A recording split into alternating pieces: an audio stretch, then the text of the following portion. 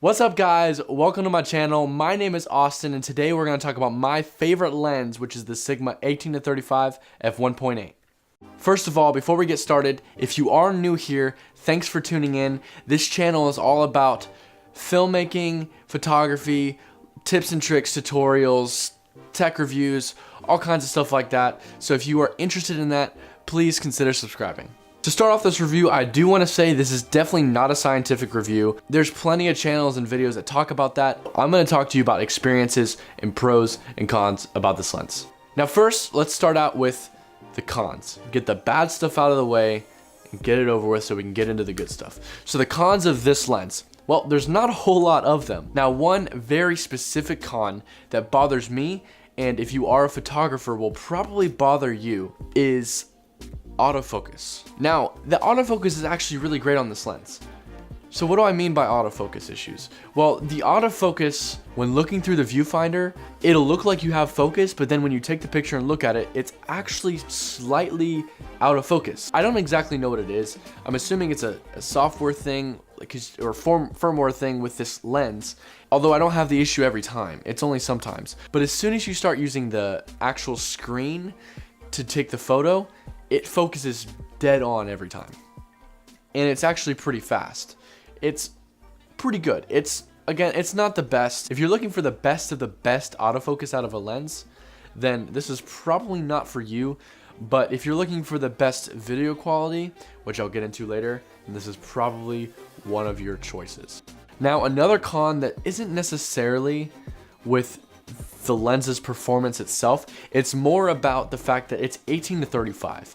Now, 18-35 is a pretty good wide angle lens, but it really is not that versatile when it comes to that. It's only 18mm to 35mm. So with 35 being the max, and if you're on a crop sensor like I'm on, 35 is about a 50 give or take. And so at about a 50mm, that is the farthest you can go. That's not very far, and I've run into issues where I don't have a lot of lenses. I've got this and then the 50mm f1.8 that I'm shooting on right now. When you don't have a lot of lenses to choose from, it is definitely hard to get certain shots because you can't get, sometimes you can't get super close.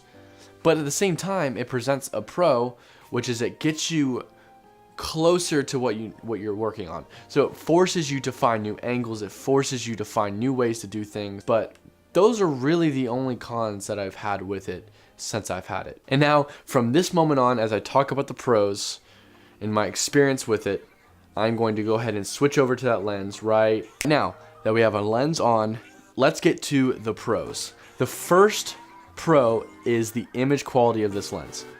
It is by far one of the greatest things I've seen. I love this lens. The image quality is outstanding, and it is the one lens that stays on my camera at all times. Not only does it have great image quality, and it's at an f1.8, and it's a zoom lens. You're not gonna find that anywhere. The only company that does that is Sigma. There's one other lens that I know of in their line, which is the Sigma 50-100, which is a f1.8 also. It's a crop sensor lens just like this one, so if you do shoot full frame, it's definitely not a video for you, unless you shoot a Sony camera. If you shoot a Sony camera, then you actually have, on the full frame cameras, you have a crop sensor mode. So if you really wanted to use this lens and adapt it to there, then you could do that.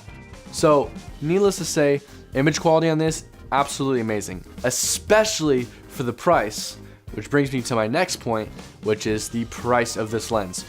This lens is about $700 US. Anybody who understands how expensive lenses are, you know that is a good price. That is a great price for a pro level lens. This is a Sigma Art lens, the top series of their lenses. And yes, it is for crop sensor, but it is really, really good, especially for the price. You would have to spend at least $1,000, if not more, for a lens like this. It is a cheap, great lens, so you definitely should buy it. Now, another big pro of this lens is the build quality. The build quality of this lens is outstanding. It is really, really awesome. You could throw it around, put a protective filter on the front of it.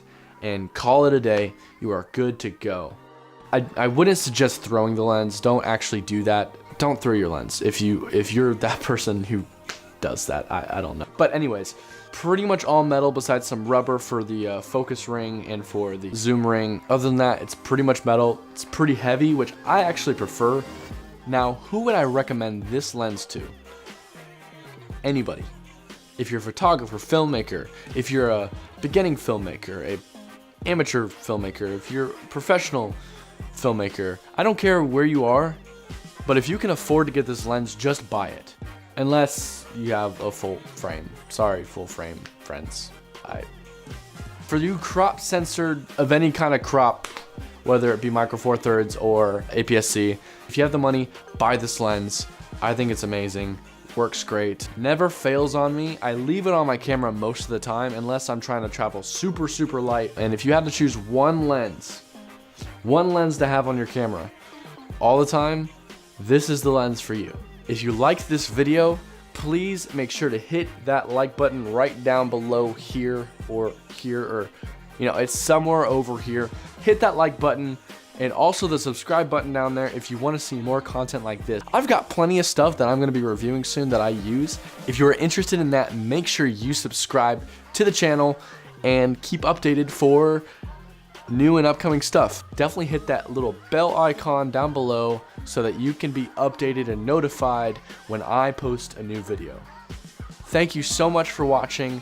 This is Austin with Dara Productions, and I will see you in the next video.